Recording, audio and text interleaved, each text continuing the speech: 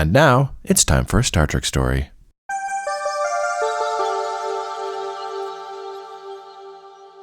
Yeah, you know, Aaron, these nerd franchises love to eventually fall into self-reference rabbit holes.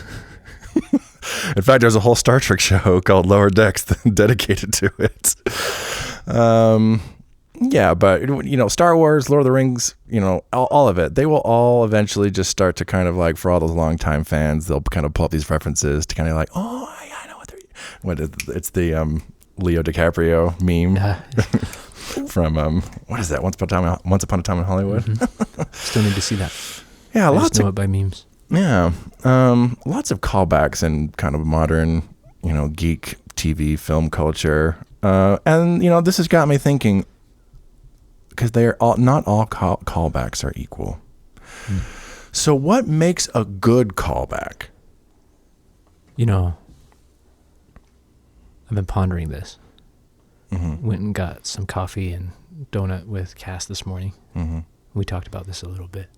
I think it might be either a good setup for a callback to happen, or no setup at all. Like, nobody at all is asking for it. It was not called for in the initial episode at all, and like somehow they spun straw into gold and made it like a brilliant callback out of it. That can happen too. The left field choice. Yeah, that becomes a home run. Interesting. So it's either got to have a good setup or no setup at all. Yeah. That's the secret. That's the sauce. Okay. Starter. Yeah, interesting. Like, there's so many these days, and I mean, we'll get into it when we get to Lower Decks, but some really work, and some I'm like, whatever, who cares? References of references. Yeah, references growing upon references. Yeah, it'll be an interesting thing to look at. Star Trek is full of references over its, you know, bajillion-year history. So, yeah, it'll be interesting to see, if Star Trek has any good answers on this, because we are, of course, watching Star Trek today on Star Trek Stories. Yay! This is episode 43, Silicone Avatar. Silicone Avatar. I, of course, am your wistful host, Jaron Hatch, and I'm joined here by my evocative co-host, Aaron Cole. Hello, Aaron. Hello, Jaron. How you doing? You're evoking a response in me. You're just so wistful. I guess I'm so help wistful. Myself. Oh, my God.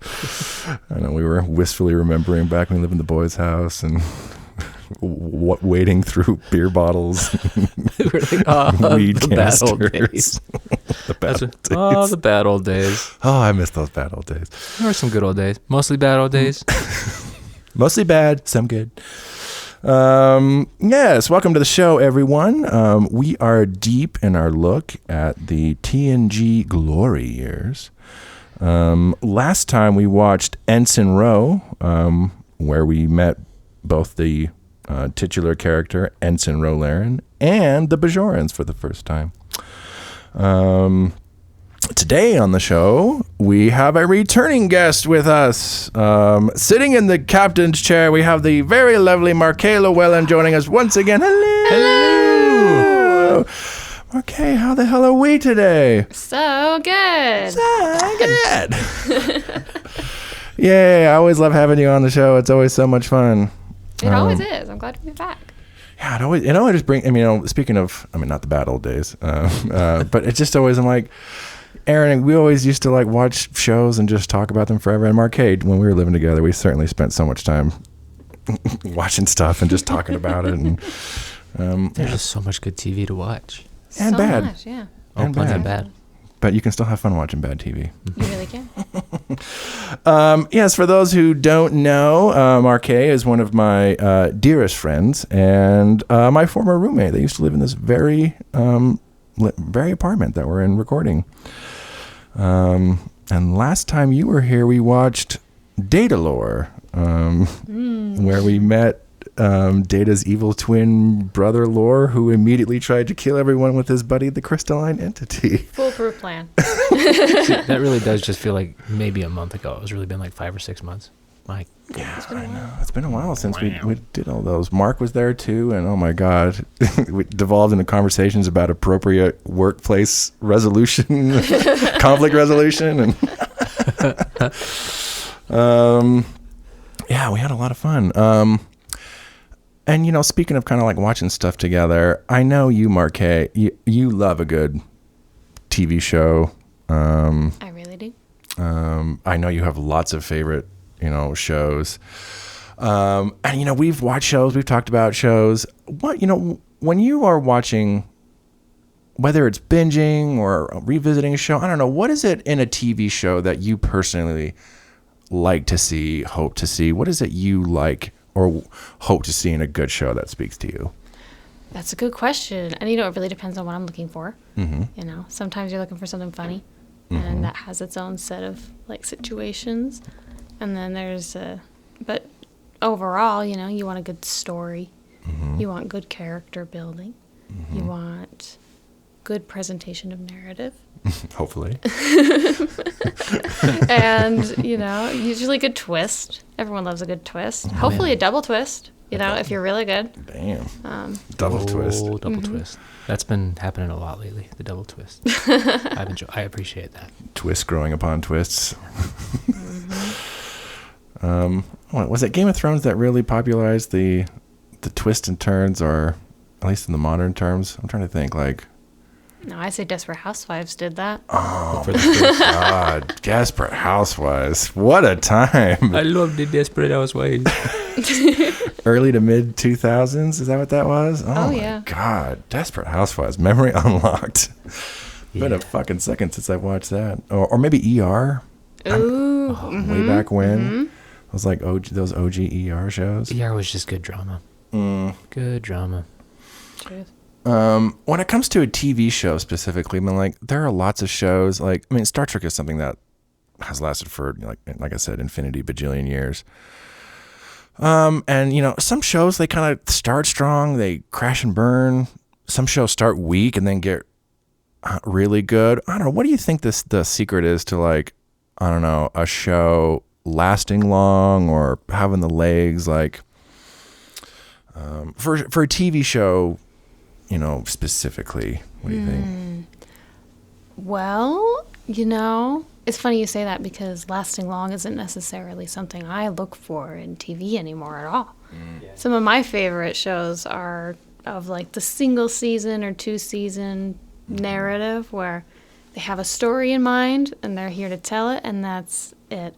That's it. But there is a lot of value if you can create and generate a format for a show such as Star Trek did, where you can, instead of having the base your narrative, it becomes the characters and the character relationships. So when you can build upon that, you can repeat it and go over and over. So maybe that's the secret. Just having good, solid characters. Yeah, because one of the things we all hate in a long-running show is when a character suddenly does something no one expects the character to do. Even if there's a twist and then there's hold on, this person wouldn't do this based off of all the evidence presented. Right.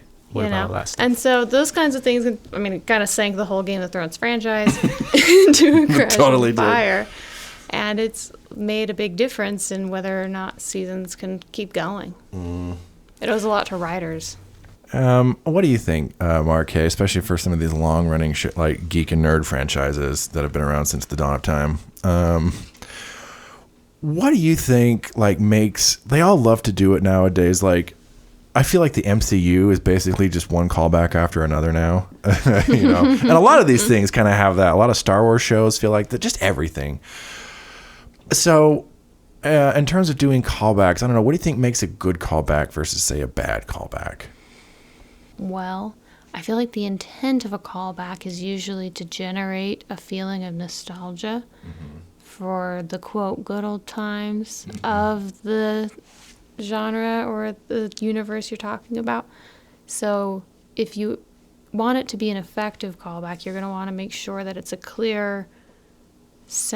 has a clear resemblance to what you are aiming for. And if there's any possible confusion, you want to narrow that down to make sure your message is clear. And that way you can really summon up that heartstring, like, ping of, ooh, this is a familiar thing to me. And the brain likes things that are familiar to it, you know? We are attracted to things that already align with the things we believe. Oh, I know what this is, thank God. John Williams Right? is usually there to help you along. Like, oh, this is a callback every time you hear that French horn. Like, Oh, yeah, that's what we're looking at. Yeah. he's doing a callback. Yeah. So like a clear intention behind it. Just like, versus say just like, here's some random thing in the back. It's like, okay, whatever. Who cares? Exactly. Am I supposed to know what that is? Yeah, it's from episode 47 of series 5. And Well, and you know, I would argue that those callbacks can be helpful too, because they can help those fans feel like, oh, I'm an expert in this. And it needs me to be the expert, because this fandom needs me to be here to catch this reference for them. So we're part of this together. You know, it pulls you in deeper too. So I guess, you know, it can go both ways. if a reference is made in a forest and no one is around to hear it, is a reference actually made? Okay, yeah. You know, I was listening to both your answers. I was also thinking, like, I think also, I like some callbacks too when they kind of, especially for some of these big franchises that have like a big world, there's lots of world building and stuff. Sometimes a good callback, I think, also helps establish a sense of continuity, that this is like a living, breathing world and things don't just erase. Like, no, like that thing that happened way back in book 1, that's still around. That's still a thing. It's still affecting these characters, and it can really make it feel like a really fleshed out. Yeah, even beyond the story I'm watching right now, like all these things are out there happening and still happening, and I think that's one also thing I like to see sometimes. It's just help make it feel like it's a real place, and things will pop back up. It's like, oh, hey, that's the baby from 2 years ago, and now they're a kid running around town. Yeah. Well, I guess we can get into this episode of Star Trek and see if it gives us any good ideas on what makes a good callback or not. Yes, today we are watching Silicone Avatar. This premiered October 14th, 1991. This is the 4th episode produced for the 5th season, so still early for this season. So yeah, like we've talked about before, Star Trek does like to do callbacks to stuff from previous episodes or even previous series. It's kind of hard not to when you're a 57-year-old franchise with 900 plus episodes. Yeah, sometimes a character, sometimes it's a plot, sometimes it's some random thing that showed up once that you totally forgot about. And then suddenly makes your appearance. You're like, oh my God, that's right. That was a thing from way back when. Hi. Yeah. And so this is one of those episodes where they bring some random thing back that you never thought you were going to see again and do a whole episode about it. So that's kind of like the big thing we're going to be looking in here today. All right, for those of you who are at home who are going to watch along with us, Star Trek The Next Generation is streaming on Paramount Plus. You can find it by bringing up Season 5, Episode 4, and we will be back after we watch Silicone Avatar.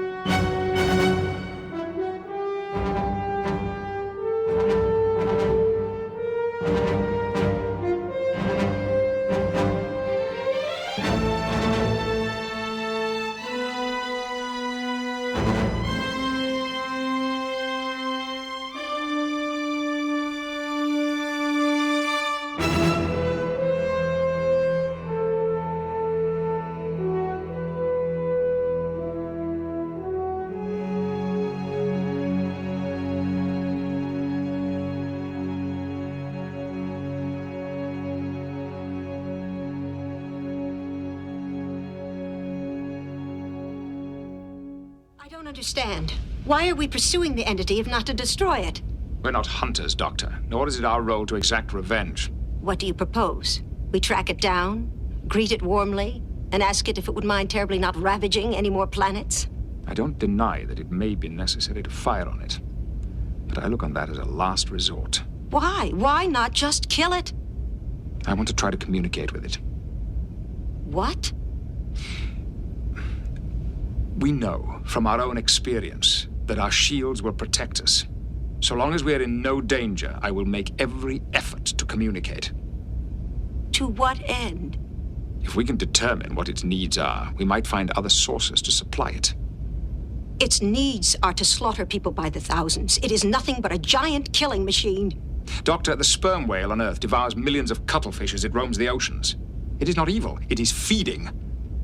The same may be true of the entity. That would be small comfort for those who have died to feed it. We're not talking about cuttlefish, we're talking about people. I would argue that the crystalline entity has as much right to be here as we do.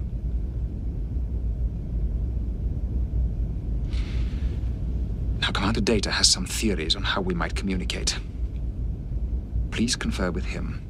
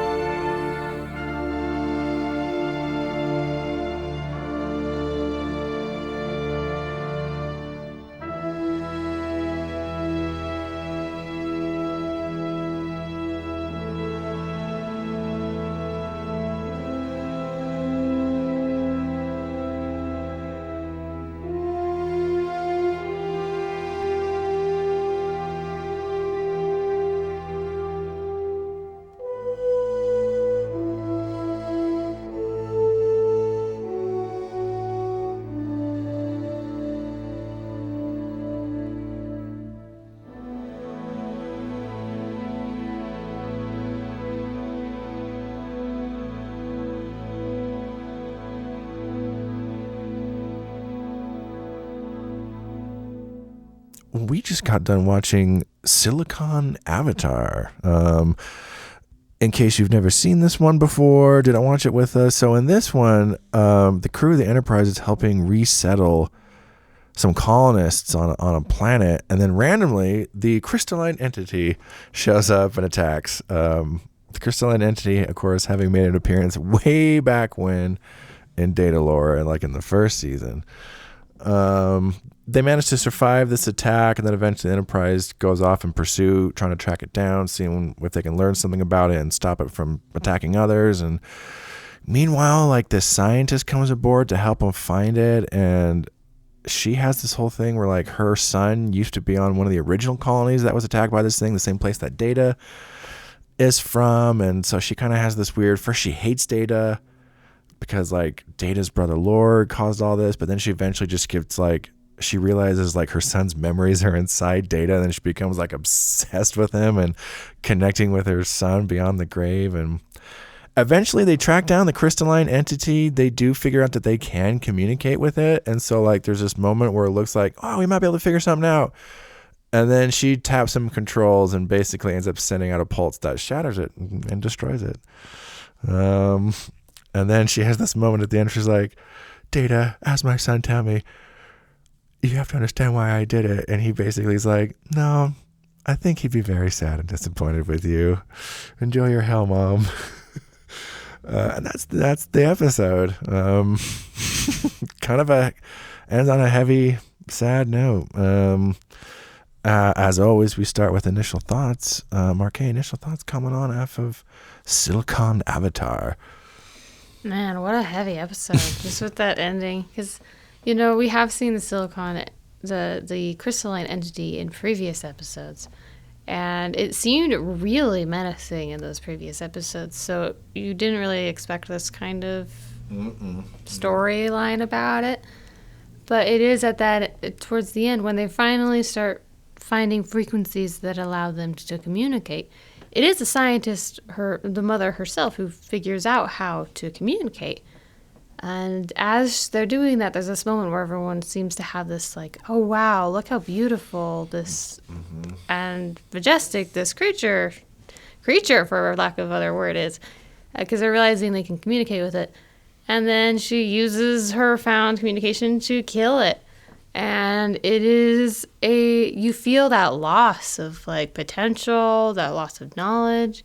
Yeah. And then there's this immediate like, I felt an immediate kind of dread of like, where's this thing's mom? Like, where does this crystalline entity come from? We don't even know anything about it. You don't know who you just pissed off right now.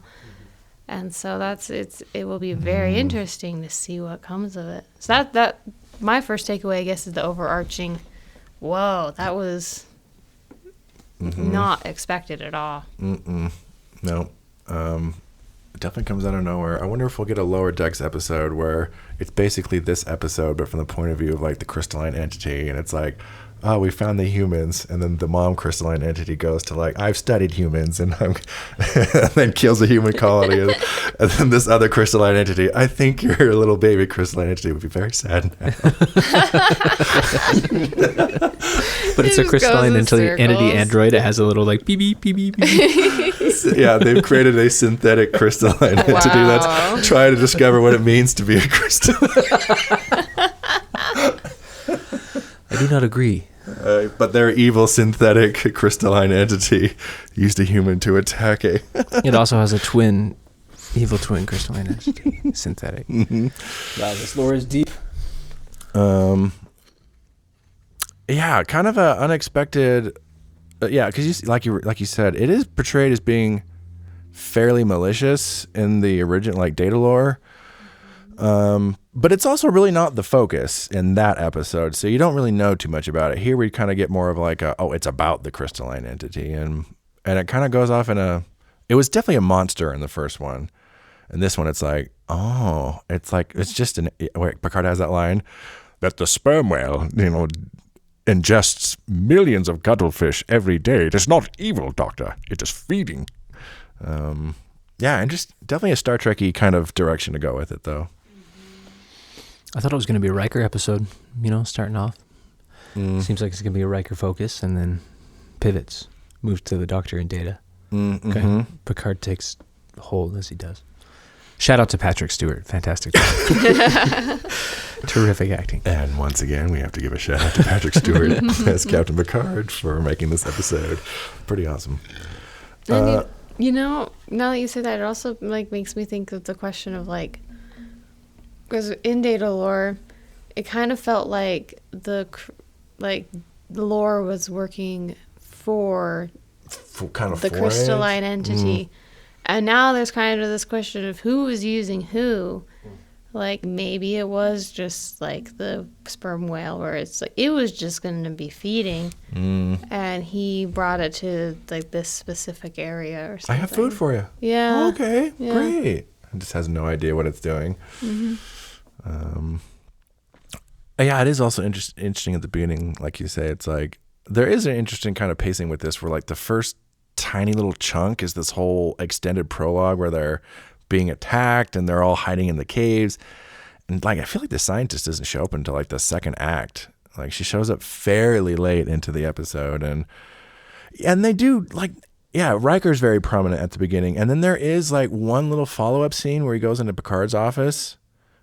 It's like, and you can tell he's upset about, are you sure we shouldn't kill this thing? Like, but he's feeling like, because he became very friendly with one of the colonists on the planet. She was going to show him his desserts, which of course is the best part of dinner. I have an emotional stake in this thing. Yeah, it almost sets it up like it is going to be like a Riker thing, but then it totally shifts into a Data thing in the end. Do you think this would have been it makes sense why they would do Data, because it ties in with his whole origins with the crystalline entity, but do you think this could have been a Riker episode? Maybe. Potentially. Yeah. If it was like a blow him up episode. A blow him up episode? Yeah. where that was the only option, then it could have been a good Riker episode. Mm. We've got to separate the saucer section, and we've got to blow the shit out of this thing.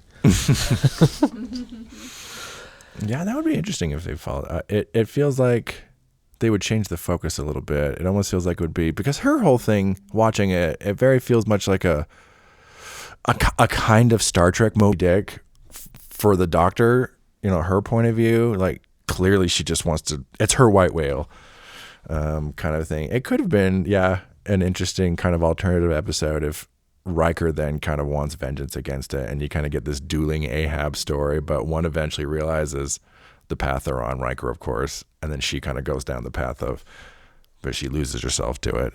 Or you could even, I guess they have to, if they didn't want that like mother-child relationship aspect, they could have used Riker as that character instead of adding an additional character. Mm-hmm. If Riker somehow had a tie to that colony that died, instead of like her, for her it was her son, but a lot of people were affected by that because a lot of people lost people, and so I could easily see Riker wanting vengeance for a similar loss. Yeah, that could have been. Then it would have, you had like this kind of Riker Data kind of like going off each other, where he's like trying to do the right thing, Data, and Riker's like, I don't know. Like, that would have been interesting. A little conflict between the two of them. Just read it as like, the scientist is like, oh, Riker, you remind me of my son. Oh, your beard falls the same way his did. What do you guys think? So, I mean, you know, the theme of the episode is, you know, callback. So we get the return of the crystalline entity in this episode. Interesting thing to bring back, because I think when we watched it originally, we were just kind of like, I think we all agreed that it just kind of felt like we need something cool to raise the stakes with, you know, lore and everything. And then so they decide to bring that back. How do we feel? Like, is this a worthy thing to bring back? How do we feel about like doing a whole like making that the focus of a whole episode? It's a good kind of mini conclusion for the crystalline entity. We'll see what happens next. Yeah. So spoiler alert. This is it. It does not come back. Never again? They killed the only one in existence? Never again. It was the last one. It never comes. I mean, there's like you see it in the opening credits for Lower Decks. Right. But other than that, that's it. This is basically the resolution of the crystalline entity. No more? No, that's it. So what did it get, 3 episodes? 2. Just they introduced it and then they killed it in the very next one. Too soon. No, it wasn't. I was honestly just going to say, we don't need to see this thing again. Like, as far as callbacks go. Yeah. Like, thanks for bringing it back and thanks for putting it away. Remember this? Cool. Maybe if we had gone the direction of keeping it alive and being able to talk to it, then we welcome to the crystalline entity race into the Federation, and that's a whole different timeline. That could work. So you just see, like, Starbase 81 with all the different, like, Romulan and Klingon ships, and then, like, the crystalline entity just drops out of warp. I'm showing up. I'm here, bitches, for the board meeting. What do you think, Markay? What do you think about this as an element to kind of bring back and explore? I would have loved it. I think it's really interesting. I mean, I would love it if they continued to bring it back. I'm really sad that they chose to bring it back just to kill it. It feels kind of like well, you brought it back to have this big twist about it, and then the double twist of, and we're going to shoot it out of the sky. So it's kind of like in a small way, it's a nothing episode, because from the start to the end, nothing happens. Because anything that happens gets canceled out immediately. Yep. So it's kind of sad to me now. Man. Yeah, this is where it all ends for the crystalline entity. And for that scientist lady, she's done. Forced into retirement. Probably some jail time. Yeah, what's our feeling on her as a character? Dr. Marr, the mom scientist who's there for revenge and is getting lost in all these feelings about her son. I don't know. How does she come across in this? She played going around the bend pretty well. The moment where she snaps and starts obsessing over Data, like that when she grabs his face at the end, it was like, oh my, gave me the yuck, give me chills. Very well done. She got lost down the fucking rabbit hole. Oh man, by the end. Good arc from where she started, from when she comes aboard to that ending scene. Like, good character progression or regression. Speaking of regression. I love the way that the costuming department represented that, because like her wardrobe always had this very like Empire Strikes Back chic of like she's like kind of it, but it goes from these like deep reds and purples to like gray, just a flat gray. About around the same time she makes that turn around the bend, and it's one of those moments you're like, she looks a little more haggard than she did before. Something's a little off, and then everything spirals from there. She's kind of like calculating when she's down in engineering with Geordi and Data, but you're like, what is your plan here? What are you conspiring against? It's not quite clear. She just wants to kill it. You find out at the end, but yeah. Yeah, it's interesting at the beginning. She's so like excited. Oh, you were the first people to like, and like, and then she's wearing that color. It's like, it is almost like her, this kind of face she's putting out. I'm an excited scientist, you know, and, but yeah, then it's almost like she literally becomes like ashen. You see beneath all that kind of warm doctor scientist mom on the outside, it's just this ashen. Why do you think she tries to like fight against trying to find it when she's down there? I guess that's what I was thinking about. Like, they're like, oh, we think we have a way to track this. We might have a pattern where we can locate this thing. And she's like, oh no, I don't think that'll work. Why do you think she tries to nag that so hard when her goal is to find it and kill it? Do you think it's maybe some last like vestige of her that's like trying to talk herself out of hunting it down and killing it? Buying some time, morally. Yeah, just there's that scientist part of her is still just like, you can't just kill it. But like the mom part secretly knows that like, oh, as soon as I find the thing, I'm killing it. Like, that's clearly what I'm going to do. And this last part of her was like, it's hopeless. We shouldn't even go after it. Oh, we found it. Well, then let's get to work. Dum, dum, dum, dum, dum. She joins the dark side at that moment. Straight up.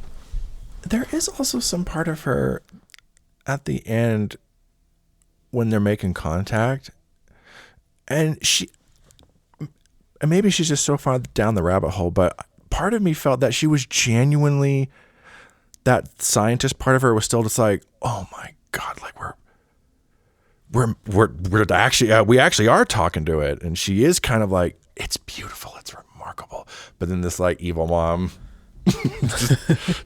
but you're dead. Oh, it's so sad that I have to do this. So it's almost like, yeah, some part of her is sees it for what it is and how beautiful this potential thing is, but she like literally can't stop herself from doing it, which is kind of horrifying to think about. If you were to fall so far down some thing where it's like you literally just can't even control yourself anymore, you're just bye. And then she immediately needs to fall on Data for reassurance that she did the right thing. Like, just immediately, like, please tell me, like, you know all my son's memories. Like, I did this for you. Yeah, deep down inside, she knows what she's done is horrible, but she needs Data to justify it. Very Kathy Bates in Misery. I'm your number one fan. Oh, I would love that callback. Kathy Bates as Mara kidnaps Data to reconnect with her son.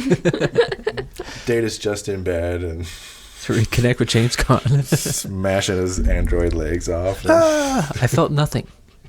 Legendary science fiction. I don't know Misery. if Kathy Bates would be fun to see on Star Trek. Like, she'd be a fun guest star. I don't think they've ever. Lots of people have showed up on it, but I don't think she ever has. She'd be a good one. She'd be good in this role.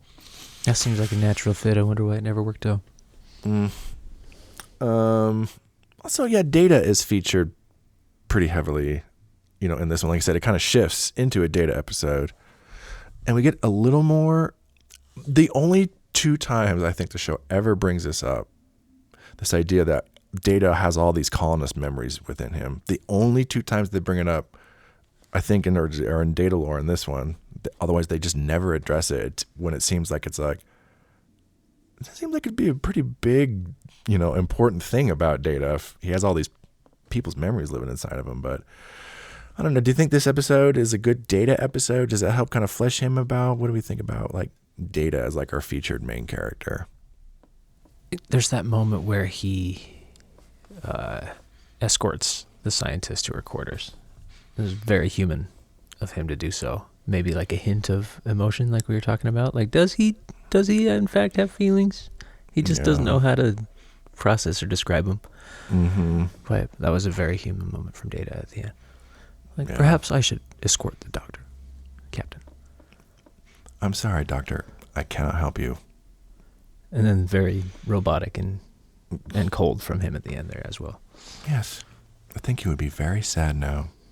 And there's almost, you can feel that kind of sad in him. Mm-hmm. But he's just like, I can't help you. Goodbye, Doctor.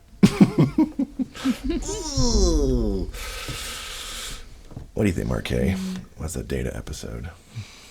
I really liked the little sprinkle of his flamenco guitar. Oh, yeah. His little... He seemed to have some emotion as he was playing the guitar, as he was going. And you see some of the art around his apartment, and these are all things that we associate with human emotion, which are something that he's famously not supposed to have. Yeah. So it's really, really cool to see a different side of Data. Mm-hmm. Day to day. Data's day to day. I don't have my glasses. Yeah, I completely forgot about that part. And I've seen this one a few times over the years, but it's just one of those things that like I don't remember. I'm like, oh my God, he plays the guitar. Totally spaced that. But yeah, very expressive quarters he has. Very interesting, like how artistically expressive, even if you like go to the other characters' quarters. He's taking acting lessons from Captain Picard and Beverly Crusher, isn't he? Yeah, the dance lessons. The dance lessons too. Haven't they both directed him in plays or scenes? Scene work. Yeah, we have seen some scenes of Picard directing Data and scene work, like specifically like in Shakespeare. We've seen he's helping him be like, I think it's King Henry. They're doing Shakespeare Data. No one speaks more to the human condition than Shakespeare. I don't know, maybe Bob Ross. I mean, Picard and Kirk would tell you that. Yeah, it is kind of an interesting Data episode, though. I know that Brent Spiner has said he's not crazy about this episode. He felt like it wasn't all that it could be. I don't know. What do you guys think? What about in terms of this being like a callback and them doing this? Like, what's interesting, or is there anything potentially that doesn't quite? You're like, I mean, like you said, like most of the episodes, like there's not much happening. Lots of technobabble scenes. Yeah. What should we do about this? Yeah, trying to track it down. And what about the proton and it emits gamma radiation? Perhaps we should check the gamma radiation. Oh, yes, if we use a wideband covariance signal and electrify. and then we have sex.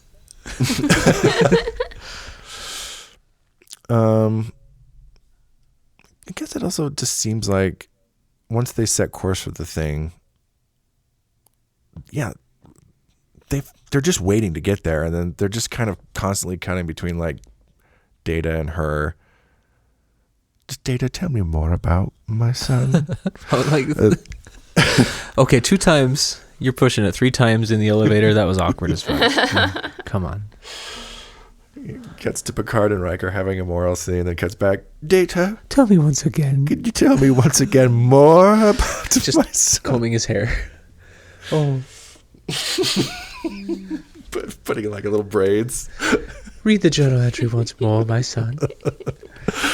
Oh my God, Mrs. Havisham from Great Expectations. Come, child. Sitting like her bridal dress. Come, child. Do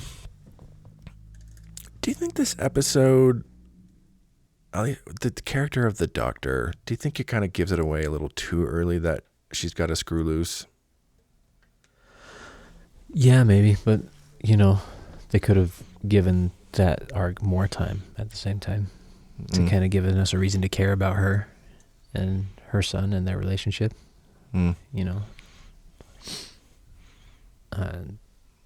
Instead, she just seems like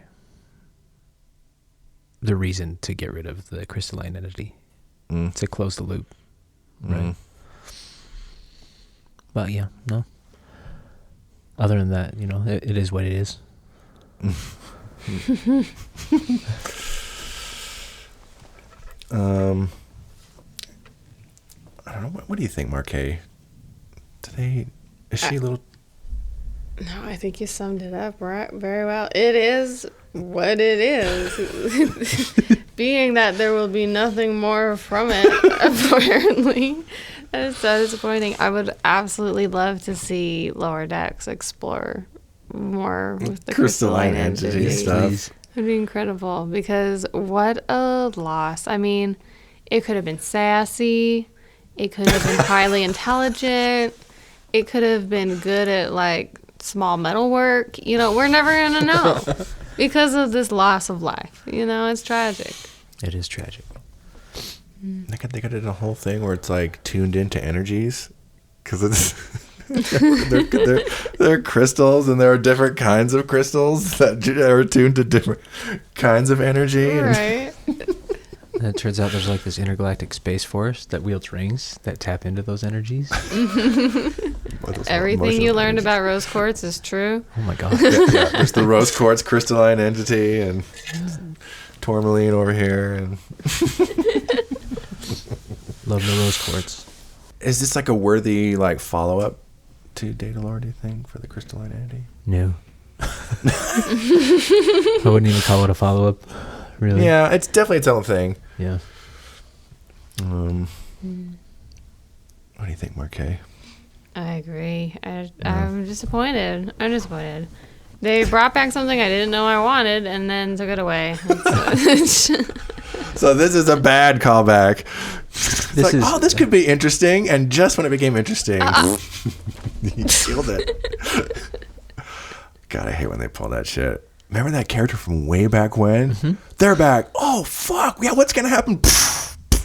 Wouldn't it be crazy if they died? Yeah. Yes, it would. Yeah. Well, there goes that. Just the producers and writers like, all right. in their head like, that's a wrap. Right.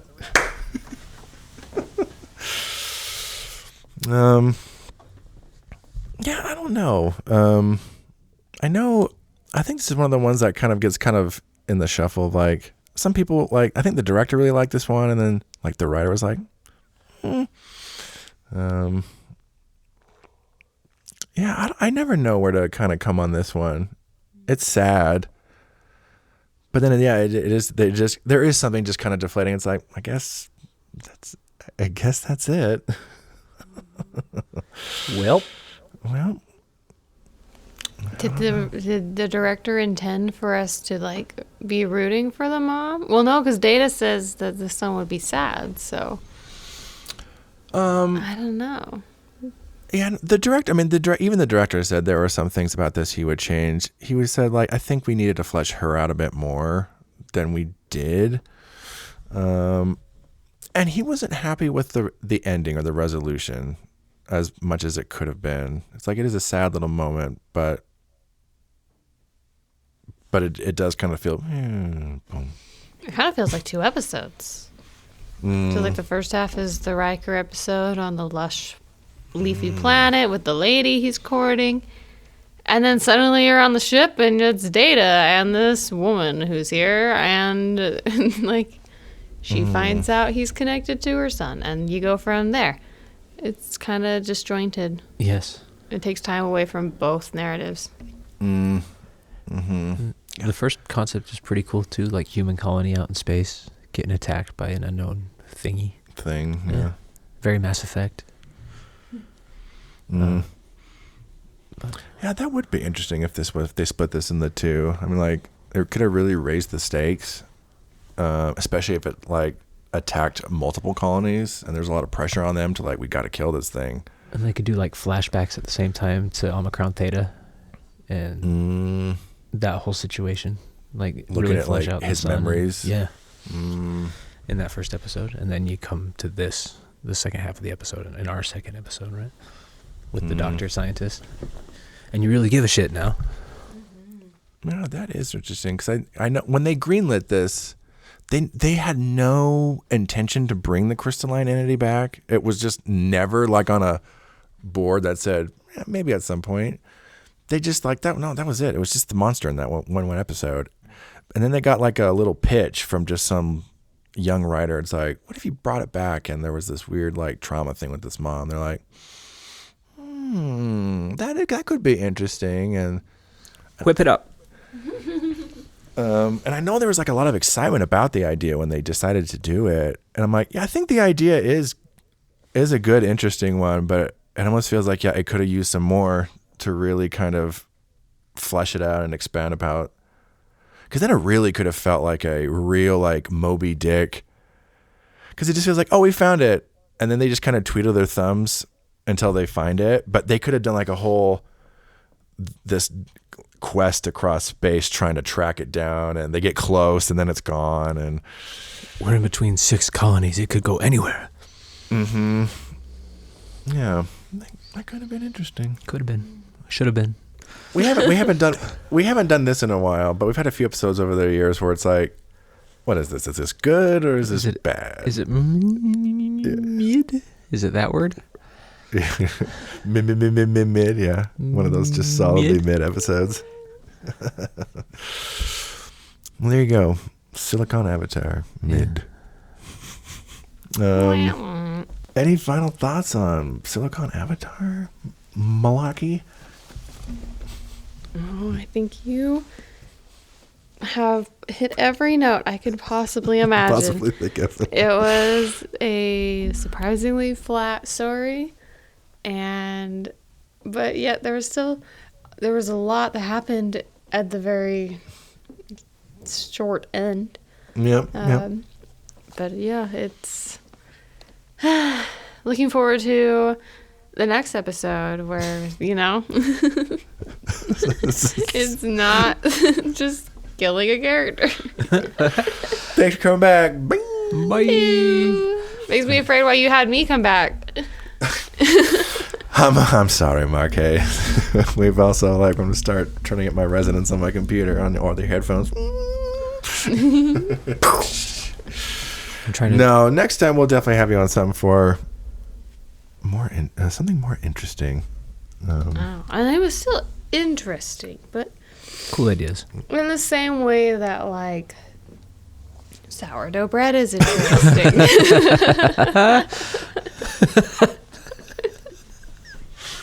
Silicone Avatar, the plain slice of sourdough bread with nothing else. It's good for you. It was good for you. So good for you. Nice little pungent taste. The French swear by it. Any final thoughts on Silicone I'm trying to put it together. As the scientist and Data at the end of the crystalline entity. Yes, as we tell our little legends of Star Trek. Data and crystalline entity. Right. Silicone Avatar. Sorry, crystalline entity. This one's shout out to the crystalline entity. Respect. Pour one out next time you're having a drink. Yeah. Rest in peace. R.I.P. in peace. Shattering. Well, thanks for coming on the show, Markay. Yes, thank you much. It's always a delight and a pleasure to hang out, and maybe we'll bring you on one of one of our nerd movies or one of our Star Trek movies. Maybe something big and exciting. I do enjoy movies. Excellent. The movie things. The movie things. Yep. Well, thanks for coming on. We'll definitely have you on again. You know, I'll tell you what. Here's my promise. If Lower Decks does that crystalline entity episode, It's you. get Markay on the phone. They did one. Finger guns. All right. Well, thanks for listening, everyone. Hopefully you enjoyed us talking about it, if not the episode itself. Can't all be winners. Neither. Next week, neither. Turning off. Next week we're going to be watching The First Duty. I know we said we had watched Wesley Crusher's final mission on the show, but be of good cheer, all. He's making his glorious return to the show. Speaking of characters coming back, Wesley's coming back next episode. I'm the talent. Yay. And we will see how things are going at Starfleet Academy for him. That's where we last left him off. He left the Enterprise to go to Starfleet Academy, so we'll get to check in on Wesley and his school drama at Starfleet Academy. Also, our good friend Ellen Marie Lewis will be returning to the show to talk about that one with us. Awesome. Always fun when Ellen comes over. Oh, she's a hoot. A hoot and a holler. All right. Thanks again, everyone. Thank you, Markay. Thank you. Yes, thank you, Markay. Thank you, Aaron. Jaron, thank you. Thank you. Thank you all. Thank you all for listening. We will see you all next time. Hopefully not getting shattered by a dedicated resonance pulse from the USS Enterprise. Protected by an encrypted password. Yeah, hopefully not. Fingers crossed for all of you out there. Thanks, peeps. Thanks for listening, everyone. Bye. Me.